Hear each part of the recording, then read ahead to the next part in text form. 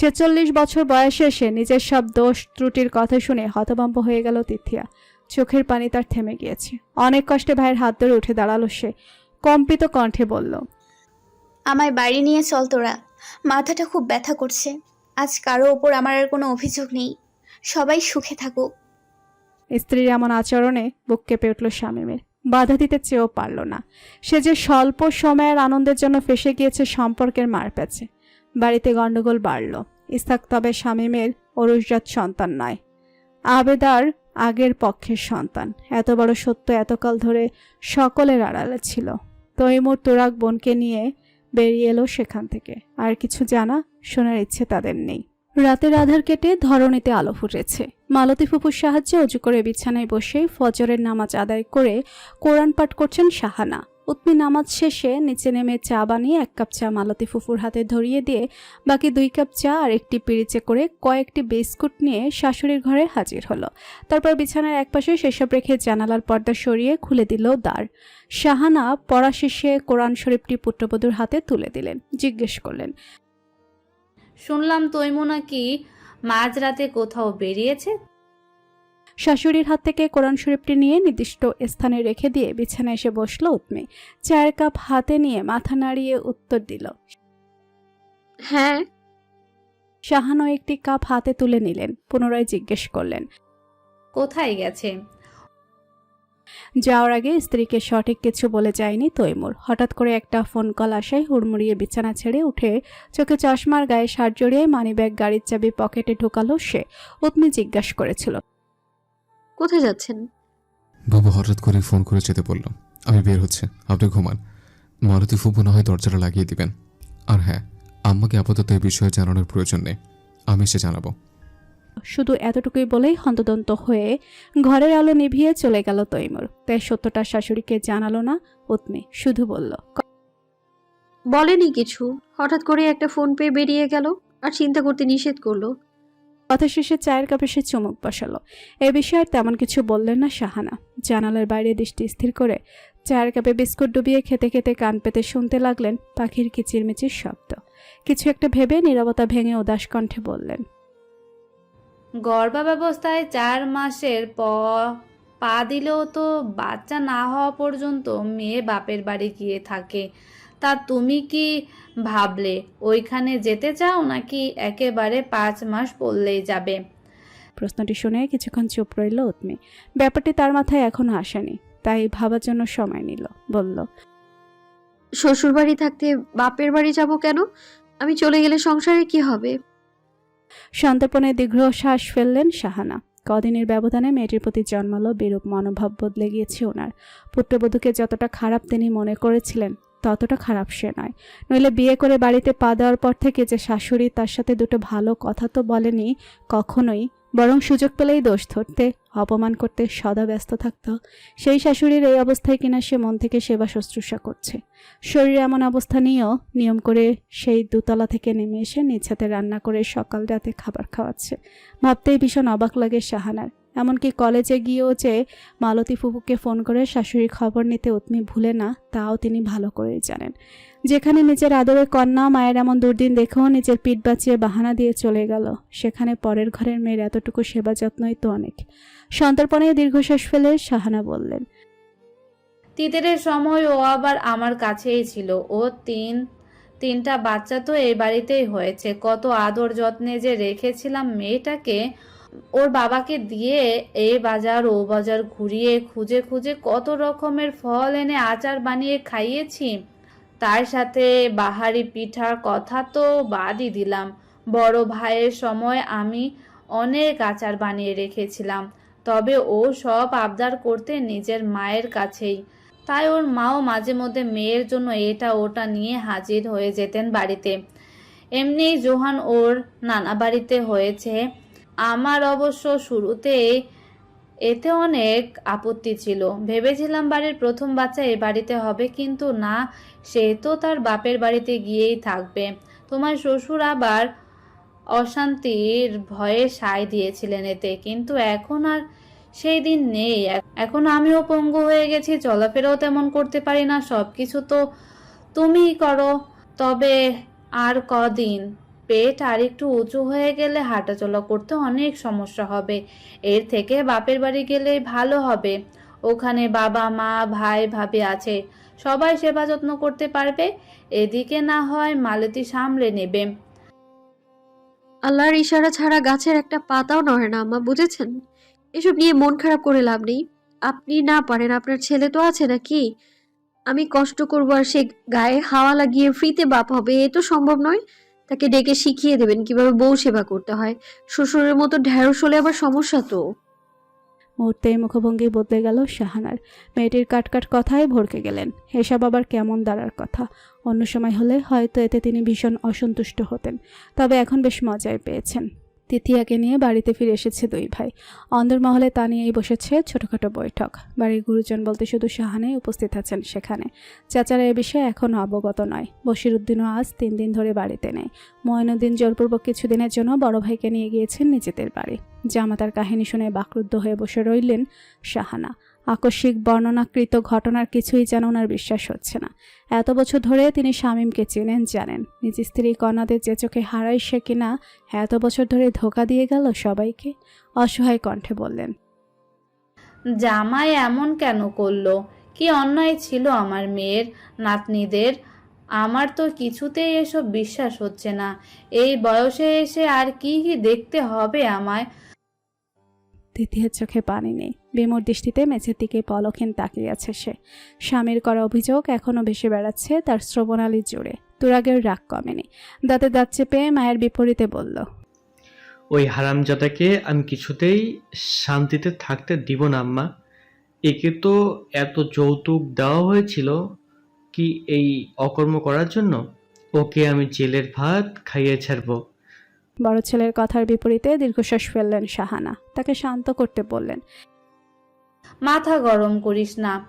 তাকে জেলে দিলে আমার নাতি নাতনিদের কি হবে? সমাজে তারা চলাফেরা করবে কিভাবে? বিয়ের বয়স হলেও তো ভালো ছেলে দেখে বিয়ে দেওয়া যাবে না। ওদের কথা ওদের বাপ তো ভাবলই না, কিন্তু তোরা অন্তত ভাব। ভবিষ্যৎ চিন্তা করে হারামজাদাকে সুখে শান্তির মধ্যে ছেড়ে দিব? আমি আজই বুবুকে সঙ্গে নিয়ে ওর নামে মামলা করব। তারপর ভালো উকিল দেখে ডিভোর্সের ব্যবস্থা করব। ওরই মিলির চিন্তা আপনাকে করতে হবে না। ওদের মামারা এখনো মরেনি। এই রেস্তোরাঁ, ফ্ল্যাট থেকে শুরু করে সব সম্পত্তির উপর শুধু ওদেরই অধিকার রয়েছে। এবার যেন বিপাকে পড়লেন শাহানা। এই মুহূর্তে মাথা ওনার কাজ করছে না। এবার শেষে একটার পর একটা ঝামেলার কত সইবেন। শেষে কিনা মেয়ের সংসার ভাঙাও স্বচক্ষে দেখতে হচ্ছে। মেয়ের সুখের জন্য কত কিছু করেছিলেন স্বামী স্ত্রী, অথচ সবকিছুই যে বিফলে গেল। এখন মেয়ের কি হবে, নাতনিদেরই বা কি হবে? অসহায় দৃষ্টিতে এবার ছোট পুত্রের পানে চাইলেন তিনি। উদ্বিগ্ন হয়ে বললেন, তুই কিছু বল তৈমু। তোকে ছাড়া আমি আর কারোর ওপর ভরসা করতে পারছি না। তুই বল, এতদিন সাজানো গোছানোর সংসার এত সহজেই ফেলে দিয়ে চলে আসা যায়? এদের তো 2টো মেয়ে আছে নাকি? তৈমুর নিশ্চুপ। কি বলবে কিছুই বুঝতে পারছে না। মুখে যতই বলুক না কেন দায়িত্ব নেব, কিন্তু আদৌ কি পারবে সারা জীবনের দায়িত্ব নিতে? নিজেদেরও তো একটা সংসার আছে নাকি? কদিন পর তার বাচ্চা হবে। এদিকে বড় বোন আবার ভাই বউদের একদম সহ্য করতে পারে না। বাড়িতে থাকলেই যত অশান্তি। আবার বাবার সম্পর্কে এত বড় সত্যিটা ওরা মিলি জানলেও তো সমস্যা। বিরূপ ধারণা পড়বে তাদের মস্তিষ্কে।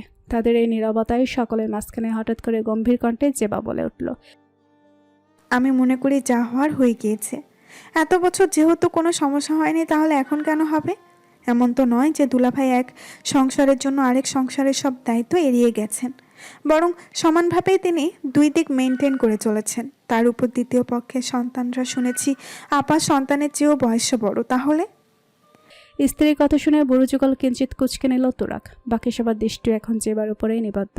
স্ত্রীর উদ্দেশ্যে তুরাক প্রশ্ন ছুড়ল, কি বলতে চাইছো তুমি? সবকিছু জানার পর বুবু এই নেমো হারামের সঙ্গে সংসার করবে? তো তুমি কি চাইছো, সংসার ভেঙে যাক? সংসার কি আদৌ আছে? এর থেকে ডিভোর্স নেওয়াই উত্তম। কঠোর হলো জেবা। এই প্রথম শাশুড়ি ননদকে পরোয়া না করে কড়াভাবে বলল, তোমাদের আশকারাতে আজ ওনার এই অবস্থা হয়েছে। আপার সংসার ভাঙার জন্য তোমরাই দায়ী। ভীষণ আশ্চর্য হলো সকলে। শাহানা শুধালেন। আমরা অপরাধ মাফ করবেন আম্মা, কিন্তু কথাটা ভুল নয়। বিয়ের 9 বছর চলছে আমার, অথচ এই 9 বছর আপনাদের মা মেয়ের কম অত্যাচার আমি সহ্য করিনি। সব কাজকর্ম করার পরেও কত কথা হজম করেছি। বিয়ের পরেও নিজ সংসার ফেলে দিনের পর দিন আপা পড়ে রয়েছে বাপের বাড়ি। স্বামীর কথা না ভেবে ভাই বউদের নিয়ে আপনার কান ভাঙিয়েছে। দুটো মেয়েকে কাজের লোকের হাতে ফেলে রেখে এই বাড়িতে এসে আপনার ছেলের কাছে আমার নামে নিন্দে করেছে। আমাকে ছেড়ে দিয়ে নতুন করে দ্বিতীয় বিয়ের পরামর্শ দিয়েছে। এমনকি 2 দিন আগে পর্যন্ত তৈমুরের সংসার ভাঙার কম প্রচেষ্টা তিনি করেননি। কিন্তু আপনি একবারও মেয়েকে বাধা দেননি আম্মা, বরং ওনার সাথে তাল মিলিয়েছেন। আমি বছরে 2 বার বাপের বাড়ি যেতে চাইলেই বলতেন বিয়ের পর স্বামীর বাড়ি মেয়েদের বাড়ি। 2 দিন পর পর বাপের বাড়ি গেলে সংসার টিকে না, পুরুষ মানুষের মন বাহিরে দিয়ে ঘুরঘুর করে। অথচ একবারও এই কথাটা আপনি আপাকে বলেননি বা বোঝাননি আম্মা, বরং মেয়ের মা হয়েও মেয়ের সংসারের নাক গুলিয়েছেন। আপাকে বলতে পারবে শেষ কবে নিজ হাতে রান্না করে স্বামীর সন্তানকে বেড়ে খাইয়েছে? বলতে পারবে কখন স্বামীর ভরসা হয় তাকে স্বস্তি দিতে পেরেছে? পারবে না। মাসের পর মাস বাপের বাড়িতে পড়ে থাকলে পারবে কি করে? এমনকি সম্পত্তির জন্য বাড়ি ভর্তি মানুষের সামনে নিজের ছোট ভাইদের অপমান করতেও তিনি ছাড়েননি। মূল কথা হচ্ছে পাপ বাপকেও ছাড়ে না আম্মা। পুরুষ মানুষের স্বভাব চরিত্র একটু নড়বড়ে, কারো ক্ষেত্রে একটু বেশিই ঢিলে। তাই স্বামীর সংসার সন্তান রেখে বাইরে ঘুরঘুর করা নারী আর চাই করুক, সংসার করতে পারে না। দুলাভাই যা করেছেন একদম ঠিক কাজ করেছেন। ঘরে স্ত্রী থাকতেও মানসিক শান্তি না পেলে তো বাইরে চাপেনি। তবে তিনি খারাপ কাজ না করে বিয়েই তো করেছেন। এখন আবার পরামর্শ দেওয়া হচ্ছে ডিভোর্স দিয়ে দাও। ডিভোর্স কি ছেলে খেলা? আজ না হয় ডিভোর্স হয়ে গেল, কিন্তু কাল কি হবে? সমাজে টিকতে পারবে? না, পারবে না। আমাদের সমাজে এখনও ডিভোর্সের জন্য নারীকে দায়ী করা হয়। পুরুষের করা অন্যায়ের জন্য নারীকে অপমান করা হয়। তার উপর ওনার 2 জনের মেয়ে আছে, তারাও তো বড় হচ্ছে নাকি? আর আপাতত তেমন শিক্ষিতও না যে কিছু একটা করে চলবেন। বাবা স্বামী ব্যতীত কেউ কারো দায়িত্ব সারা জীবনের জন্য বহন করতে পারে না। তাই যেভাবে হচ্ছে চলুক। এতদিন একসাথে থাকতে পারলে বাকি জীবনটাও থাকা যাবে। আপনারা তো আর আবার বেশি শিক্ষিত মেয়ে পছন্দ করেন না, অল্প বয়সে বিয়ে দেওয়া উত্তম মনে করেন। এসএসসি শেষে ওরিকেও না হয় ভালো ছেলে খুঁজে ওর মামারা বিয়ে দিয়ে দিবে। ফ্ল্যাট তো আপার নামেই আছে। মেয়েদের লেখাপড়া যেভাবে চলছে চলুক। দুলাভাইয়ের সাথে সবার আলাদা বসুন। উনি এখন কি চান সেটা শুনুন, আর ওনাকে বলে দিন সম্পত্তির অর্ধেক যেন আপার নামে লিখে দেয়। এই বয়সে এসে সংসার ভাঙা ভালো নয়। নিজের সাধনার ফল অন্যকে অনায়াসে ভোগ করতে দিয়ে দেওয়াটা উচিত নয়। একটা ভালো পরামর্শ দিই আপা, অন্যের সংসার নিয়ে না ভেবে এবার নিজেরটা নিয়ে ভাবুন। অন্যের কথায় পরিচিত না হয়ে নিজে ভেবে সিদ্ধান্ত নেন। আর হ্যাঁ, এমন কিছু করবেন না যাতে আপনার মেয়েদেরকেও তার জন্য ভুগতে হয়। কিছু ভাঙার থেকে মেরামত করা অনেক ভালো। সবাই মনোযোগ দিয়ে জেবার কথা শুনল। তিথিয়ার চোখের পানি চিকচিক করছে। তার মনে পড়ে বিয়ের প্রথম 2 বছরও যখন জেবার বাচ্চা হচ্ছিল না, তখন নিজেদের বাসায় তোরাককে ডেকে নিয়ে সে আর শামীম মিলে কতই না বুঝিয়েছে এই মেয়ে দিয়ে সংসার হবে না, একে ছেড়ে দে। বয়স্ক মেয়েদের বাচ্চা কাচ্চা হওয়ার সম্ভাবনা কম, বাচ্চা না হলে বংশরক্ষা হবে কিভাবে? তোর জন্য তোর দুলাভাই অল্প বয়সী ভালো মেয়ে খুঁজে এনে দিবে। তবে তুরাক সেদিন তাদের কথায় কান্না দিল। যেবার তুরাকের মধ্যে মনোমালিন্য অবশ্য খুব ভালো করেই সৃষ্টি হয়েছিল, এমনকি আলাদা হয়েছিল তাদের বিছানা। ভাগ্যিস তাদের বাবা তখন জীবিত ছিলেন, নইলে শেষমেশ হইতো আর বাঁচানো যেত না সেই সংসার। তুরাক বললেও যেবা সেসব ভুলেনি। নারী মন তো, কে কখন কষ্ট দিয়েছে, আত্মসম্মানে আঘাত করেছে, সব তারা মনে রাখে। সেই পাপের ফলেই কি তবে পাচ্ছে তিথিয়া? অন্যের অনিষ্ট করতে গিয়ে শেষে কিনা নিজেরই অনিষ্ট হয়ে গেল। এতকাল হিরে পেবে কাচের ঘরে সংসার করছিল সে, এই কি তবে পাপের ফল? শাহানা দৃঢ়কণ্ঠে পুত্রবধূর উদ্দেশ্য বললেন, তোমার সাথে আজ এমনটা হলে কি করতে তুমি? একসময় আমার সাথেও এমনটা হতে চলেছিল আম্মা, কিন্তু আমি তখন শক্ত হাতে কঠোর ব্যবস্থা নিয়েছিলাম। সংসারের দায়িত্ব ফেলে বাপের বাড়ি গিয়ে পড়ে থাকিনি, অথচ বাবা মায়ের একমাত্র সন্তান ছিলাম আমি। তারপরেও আপনার কথা মাফিক ধরে নিলাম আমার সঙ্গে যদি এমনটা হতো তাহলে আমি মোটেও বাপের বাড়ি গিয়ে বসে বসে কাঁদতাম না। এতক্ষণে আপনার ছেলের এবং তার দ্বিতীয় স্ত্রীর ধর থেকে মন্ড আলাদা করে জেলে চলে যেতাম। কারণ ঠকবাজদের বেঁচে থাকার কোনো অধিকার নেই, আর না নিজের সৎ থেকেও সারা জীবন কষ্টে তরপরাতে ঠকবাজদের সুখে থাকার সুযোগ করে দেওয়ার মধ্যে মহত্ব আছে। আর চোখে স্বামীর দিকে তাকিয়ে কথাগুলো এক নাগারে বলে ত্রস্ত ফেটে প্রস্থান করল জেবা। স্ত্রী এমন রূপের সঙ্গে পরিচিত তুরাক প্রায়শই ঝগড়া লাগলে মেরে দেওয়ার হুমকি দেয় তাকে। শুকনো ঢোক গিলে সেও পিছু নিল স্ত্রীর। পরিস্থিতি হয়ে গেল একেবারে ঠান্ডা। যে যার মতো চলে গেল ঘরে। শুধু নিচে রয়ে গেল শাহানা, উৎমি আর তিথিয়া। উৎমি এগিয়ে এসে হুইল চেয়ারে হাত রাখলো, মালতী ফুফুর উদ্দেশ্যে বলল, ফুপু, আমার আপার খাবারটা আপনি আমার ঘরে দিয়ে যান। কিছুক্ষণ পর আশফাক ভাই মিলিকে নিয়ে চলে আসবে। ওর জন্য গলদা চিংড়ি ভুনা করেছি, তা দিয়ে ভাত দিয়েন। আইসা। বলেই রন্ধনশালার দিকে রওনা দিলেন মালতী ফুফু। তৈমুর ফেরার আগে তাকে ফোন করে বলেছিল, বুবুকে নিয়ে বাড়িতে আসছে, স্কুল শেষে ওরই মিলে চলে আসবে।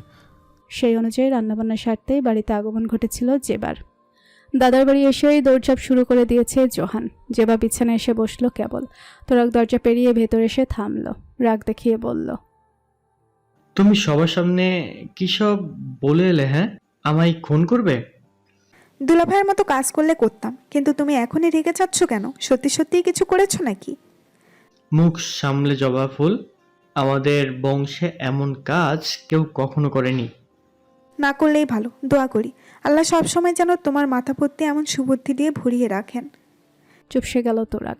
তৈমুর গোসল সেরে ভেজা চুল নিয়ে বিছানায় বসে আছে। শাশুড়িকে ঘরে নিয়ে ঠিকমতো বিছানায় শুয়ে দিয়ে নিজেদের ঘরে চলে এলো উৎমি। স্বামীকে এক নজর দেখে বারান্দা থেকে তোয়ালে এনে সম্মুখে দাঁড়িয়ে মাথার ভেজা চুলগুলো মুছতে লাগলো। হঠাৎ এহনো কাজে মুখ উঁচিয়ে স্ত্রীকে দেখতে চাইল তৈমুর, কিন্তু তোয়ালের কারণে তা আর পারল না। উৎমি গম্ভীর কণ্ঠে বলল, মাথা ঠিক মতো মুছেননি কেন? রোগ বাঁধাতে চাইছেন? এসব চিন্তা মাথায় আনবেন না বলে দিচ্ছি একদম। কেন? সেবার জন্য তো বউ আছেই। বউয়ের পেটে যে বাচ্চা দিয়ে রেখেছেন সে কথা কি ভুলে বসেছেন?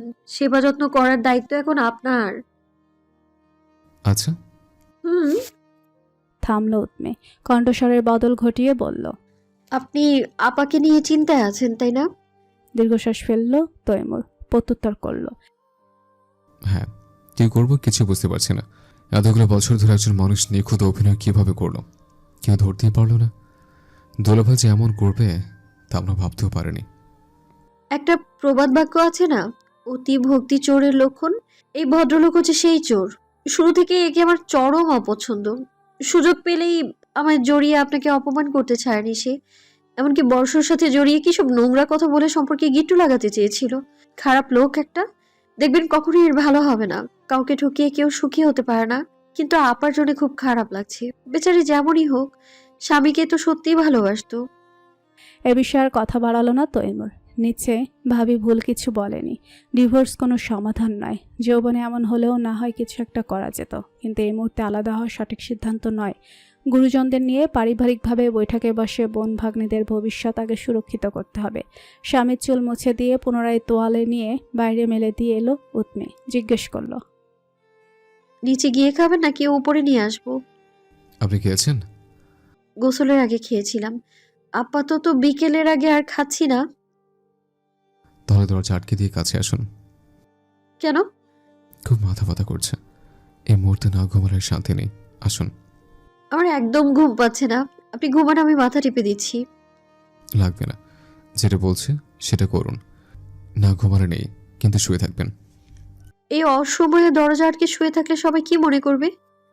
আমার থেকে আপনার সবাইকে নিয়ে বেশি চিন্তা। কেউ কিছু মনে করবে না, সবাই জানে আপনি প্রেগনেন্ট। আর দ্বিমত করলো না উৎমি। দীর্ঘায় গিয়ে ঘরের দরজা আটকে জানালার পর্দা টেনে দিয়ে চলে এলো বিছানায়। বালিশে মাথা রাখতে তাকে নিজের বুকে টেনে নিয়ে প্রশান্তিতে চোখ বুঝলো তৈমুর। দুপুরে তিথিয়া খেলো না। যেখানে অনুভূতির এই কাজ করছে না, সেখানে ক্ষুধা নিবারণ তো দূরের কথা। মেয়ের এমন অবস্থা দেখে শাহানাও ঠিকমতো খেতে পারলেন না। গলা দিয়ে নামলো না ভাতের দানা। শামীমের নাম্বার থেকে অনেকগুলো মিসড কল এসেছে, যা তিথিয়ার নজর এড়ায়নি। ওরে মিলে স্কুল থেকে ফিরে খাবার খেয়ে জোহানকে বগল দাবা করে কোথায় যে খেলতে চলে গেল সে খেয়ালটাও তিথিয়ার নেই। শাহানা হাত বাড়িয়ে মেয়েকে ডাকলেন, কাছে আয় দেখি আমার। এভাবে বসে থাকলে লাভ কি? যা হয়েছে তা কি আর চাইলেও ঠিক করতে পারবি? অনুভূতিশূন্য দৃষ্টিতে মায়ের পানে তাকালো তিথিয়া। এগিয়ে এসে মাথা রাখলো মায়ের কোলে। হঠাৎ করেই তার মনে হলো এই মুহূর্তে এটাই তার একমাত্র ভরসার স্থান, যেখানে মাথা রেখে সে তার দুঃখ বিসর্জন দিতে পারবে। শাহানা পরম মমতায় মেয়ের মাথায় হাত রাখলেন। অভিজ্ঞ হাতে চুলের ভাঁজে আঙুল চালিয়ে বেলি কাটতে লাগলেন। এমন আদর মাখা স্পর্শে চোখে অশ্রু জমল তিথিয়ার। দুই মেয়ের মা তিথিয়া ভুলে বসল নিজের সত্তা। কয়েক মুহূর্তের ব্যবধানে নিজের জন্মদাত্রী মায়ের ছোঁয়ায় হয়ে উঠল এক প্রয়াস কিশোরী। কান্না আটকানোর প্রয়াস চালিয়েও ভারী কণ্ঠে অভিযোগের সুরে বলল, আমায় কেন এত আদর যত্নে বড় করলেন আম্মা? কেন আমায় সংসার শেখালেন না? কেন আপনার মতো একজন আদর্শ স্ত্রী পুত্রবধূ হওয়া শেখালেন না? যখন হাজারটা অভিযোগ নিয়ে বাড়িতে এসে নালিশ করতাম, তখন কেনই বা ধমক দিয়ে বলেননি বিয়ের পর স্বামী হচ্ছে মেয়েদের ভূষণ? আপনি যদি সঠিক সময় আমায় শাসন করতেন, আমার অন্যায় আবদার মেনে না নিতেন, তাহলে কি আজ আমার এই দিন দেখতে হতো? বলতে বলতেই হাউমাউ করে কেঁদে উঠল তিথিয়া। পুনরায় বলতে লাগলো, আমি যেমনই হই না কেন আম্মা, ওদের বাবাকে আমি খুব ভালোবাসি। বিশ্বাস করুন আম্মা, শিহাব যেদিন মারা গেল, সেদিন ওর দাদি ফুফু আমায় কত কটু কথা শোনালো। এমনকি আমার ছেলের মৃত্যুর জন্য আমাকে দায়ী করলো। আপনিই বলুন আম্মা, মা কখনো নিজের সন্তানকে মেরে ফেলতে পারে? কিন্তু ওরা সেসব ভাবলো না। দিনে দিনে সন্তান হারানো এক মাকে ওরা মানসিক বিপর্যয়ের দিকে ঠেলে দিতে লাগলো। তখন আপনাদের জামাই একবারও আমার হয়ে একটা প্রতিবাদ করলো না। আপনারা না থাকলে হয়তো সেদিন আমার ঠাঁই হতো কোনো এক পাগলাগারোতে। অথচ সবার সামনে আমার দোষগুলো কত অবলীলায় তুলে ধরলো। নিজে তো ঠিকই নতুন করে সংসার পেতে বাচ্চার বাবা হয়ে গেল, এক সন্তানের কষ্ট অন্য সন্তান দিয়ে ভুলে গেল। কিন্তু আমি তো আম্মা ভুলতে পারিনি। শিহাব মারা যাবার 6 বছর পর ওরই এলো আমার পেটে। কিন্তু এই 6 বছর তো আমি ভালো ছিলাম না আম্মা, তবু ওর প্রতি কোনো অভিযোগ করিনি। আমি মানছি আমারও ভুল ছিল, কিন্তু সে তখন কেন শুধরে দিল না? আমি তো ওর সব কথা শুনতাম। বিশ্বাস করুন আম্মা, আমি এখনও ওদের বাবাকে ছাড়তে চাই না। কিন্তু যখন মনে পড়ে আমি ছাড়াও তার জীবনে অন্য কেউ আছে, তখনই বুকে ব্যথা করে আম্মা। মনে হয় আমি আর হয়তো বেশি দিন বাঁচব না। কণ্ঠনালী দিয়ে আর কোনো শব্দ বের হলো না তিথিয়ার। কাঁদতে কাঁদতে হেসকে উঠে গিয়েছে তার। সাহারার চোখে আজ অশ্রু টলমাল করছে। মেয়েকে তিনি কখনোই কষ্ট পেতে দেননি। ভীষণ আদরের মেয়ে ওনার, প্রথম সন্তান যে, সেই মেয়ে এভাবে কাঁদছে। নিজের অনেক খামতিও মস্তিষ্ক স্মরণ করাচ্ছে ওনাকে। সত্যি মেয়েকে যদি আর একটু শক্ত হাতে সংসারী বানাতে পারতেন। সাথে মন থেকে চলে আসে শামীমের জন্য বদদোয়া, এক মায়ের বদদোয়া। প্রেগনেন্সির সময়টা খুব দ্রুতই যেন পেরিয়ে যাচ্ছে উৎমের। 8.5 মাসের বাড়ন্ত পেটটা হাত দিয়ে আগলে ধরে ধীরে ধীরে সিঁড়ি বেয়ে নিচে নামলো সে। ক্লান্ত দেহে সাবধানে বসে পড়ল সোফায়। আশেপাশে কেউ নেই। রন্ধনশালা থেকে হাঁড়ি পাতিলের টুংটাং শব্দ ভেসে আসছে। জোহানের বার্ষিক পরীক্ষা শেষে স্বামী সন্তান নিয়ে শ্বশুরবাড়িতে চলে এসেছে জেবা। সিদ্ধান্ত নিয়েছে ফ্ল্যাটে তারা আর ফিরবে না। জোহানকার এখানকার একটা স্কুলে ভর্তি করিয়ে দিয়ে এবার থেকে সবার সাথে একসঙ্গেই থাকবে। শরীরটা উৎমের বিশেষ ভালো যাচ্ছে না। কিছুক্ষণ আগেই তার ঘুম ভেঙে গিয়েছে। তারপরে অতি কষ্টে মাগরিবের নামাজ আদায় করে নিচ পেয়ে নেমে এলো সে। হাতের মোবাইলটা চোখের সামনে ধরে স্বামীর নাম্বারে কল দিল। সঙ্গে সঙ্গে কল রিসিভ করলো তৈমুর। প্রেগনেন্সির পর থেকে স্ত্রীর প্রতি খুবই তৎপর সে। কখন কি হয়ে যায় কে জানে। হাত ঘড়িতে একবার তাকালো। সবে সন্ধ্যা 7টা বেজে 15 মিনিট। ব্যস্ত কণ্ঠে জিজ্ঞেস করলো, কি বলবেন বলুন। কোথায় আপনি? মুখশ্রী থমথমে হয়ে গেল তার। চাপা স্বরে বিরক্তি নিয়ে বলল, সবসময় ফোন করার পর ঠিক এই প্রশ্নটা আপনি করেন। এই সময় অফিসে না থেকে কোথায় থাকবো আমি? বিরক্তি দেখাচ্ছেন কাকে? সহজ প্রশ্নের উত্তর তো সহজভাবেই দেয়া যায়। পেটের মধ্যে বাচ্চা ঢুকিয়ে দিয়ে এখন বিরক্তি প্রকাশ করা হচ্ছে? ভালো লাগছে না আমায়, তাই না? লাগবে কিভাবে? এখন তো আমি মোটা হয়ে গিয়েছি, চোখের নিচে কালি জমেছে। থাকুন আপনি আপনার অফিসে, বসে বসে সুন্দরী কলিগ দেখুন আপনি। রাগান্বিত স্বরে কথাগুলো বলে দ্রুত কল কেটে দিল উৎমি। হতভম্ব হয়ে গেল তৈমুর। থমথমে মুখে কয়েক সেকেন্ড চুপ রইল। মোবাইলের স্ক্রিনে তাকিয়ে হতাশ কণ্ঠে বলল, যা, এটা কি হলো? হঠাৎ করে রাগ দেখালো কেন? আমি আবার কখন বললাম আপনাকে আমার ভালো লাগে না? মেয়ে মানুষ এমন কেন? বিড়বিড় করতে করতেই পুনরায় কল দিল তৈমুর। কিন্তু বিপরীত পাশ থেকে আর রিসিভ হলো না। তবে হার মানার পাত্র তৈমুর নয়। যতক্ষণ না রিসিভ হচ্ছে ততক্ষণ পর্যন্ত সে কল দিতেই থাকবে। চতুর্থবারে সে কল রিসিভ হলো। উৎমি ঝাঁঝালো কণ্ঠে বলল, ধরছি না যখন বারবার কেন ফোন দিচ্ছেন? হ্যাঁ, সরি। সরি বলেই পার পেয়ে যাবেন ভাবছেন? রেগে আছেন কেন? পেটে থেকে আবার কি অঘটন ঘটিয়েছে আমার বাচ্চা? নাকের পাটাতন ফুলে গেল উৎমের। রাগে ফোঁস করে নিঃশ্বাস ফেলল। এ আর নতুন নয়। গত 5 মাস ধরে স্ত্রীর এই বাচ্চামা সহ্য করতে হচ্ছে তৈমুরকে। পেটে হালকা ব্যথা কিংবা মাথা গরম হয়ে গেলেও সব দোষ গিয়ে পড়ে এখনো দুনিয়াতে না আসা তৈমুরের বাচ্চাদের উপর। উৎমে ভারী কণ্ঠে উত্তর দিল, আমি বিকেলে ঘুমিয়েছিলাম, কিন্তু আপনার বাচ্চা আমার পেটে লাথি মেরেছে খুব জোরে জোরে। ওদের জন্য আমার ঘুম ভেঙে গিয়েছে, পেট ব্যথা করছে, বমি হয়েছে। মন খারাপ হলো তৈমুরের। ইদানিং ধরে এই সমস্যাটা বেড়েছে। যখন তখন হুটহাট বাচ্চা লাথি মারছে, কিন্তু এতে তার কি করা উচিত বুঝতে পারে না তৈমুর। কোমল স্বরে বলল, ভাবি কোথায়? ভাবিকে গিয়ে বলুন, উনি নিশ্চয়ই কোনো হেল্প করতে পারবেন। ভাবিকে কেন বলবো? বাচ্চা কি ভাবির? আপনার বাচ্চা, তাই যা করার আপনি করুন। বাড়িতে আসুন এক্ষুনি। মাত্র সন্ধ্যা, ছুটি নিয়ে আসা সম্ভব নয়। বোঝার চেষ্টা করুন। অত বোঝাবুঝির মধ্যে নেই আমি। আমার অফিস থেকে ছুটি দিতে পারলে আপনাকে কেন দিবে না? কারণ আপনি প্রেগনেন্ট, মা হতে চলেছেন। তো প্রেগনেন্ট তো আপনিই বানিয়েছেন, আপনিও তো বাবা হতে চলেছেন। ধুর, আর জীবনও বানাবো না। অলরেডি আমার শিক্ষা হয়ে গিয়েছে। আমার বুঝদার বউ এক ধাক্কে অবুঝ হয়ে গিয়েছে। রাখছি। গলারটায় আলগা করে হাতের মোবাইলটা টেবিলের উপর রেখে চেয়ারে হেলান দিয়ে বসলো তৈমুর। কি এক মুসিবতে পড়ল সে। কথায় কথায় মেয়েটা তার উপর দোষ চাপাচ্ছে। এতে তার কি দোষ? আজব, বিয়ে করাটাই উচিত হয়নি। এর থেকে অল্প বয়সী মেয়ে বিয়ে করলেই হয়তো ভালো হতো।